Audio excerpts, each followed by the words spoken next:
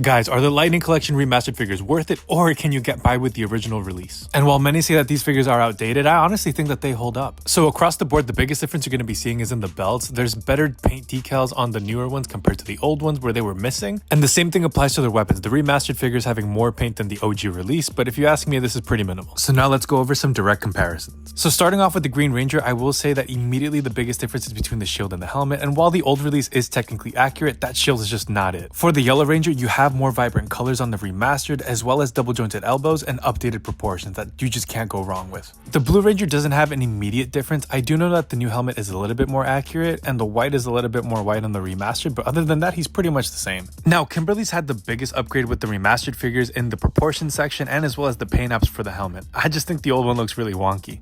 So for Zach, this might actually be cheating because it's not a direct comparison. This is actually a modified version of the Dragon Shield Black Ranger, but the first thing that sticks out to me has to be the proportions. And now for Jason, the Red Ranger, the biggest difference has to be in this updated helmet. That old one was just not it. Just look how squished it looks compared to the new one. But I will give it to the original release for actually having a Jason sculpt. Now look guys, I know that the differences definitely favor the remastered edition, but I will say that the OG release isn't a slouch either. Just look how amazing they look when posed. Not to mention that the OG release actually includes the White Ranger, and man, this figure is actually so peak, and for a $20 retail, it still absolutely holds up against the remastered figures, in my opinion. It has great details, articulation, and I love this figure so much that I even bought two, bro. Now for my final verdict, while there are some differences, man, these guys look so good that I honestly say you can't go wrong with picking up the old releases.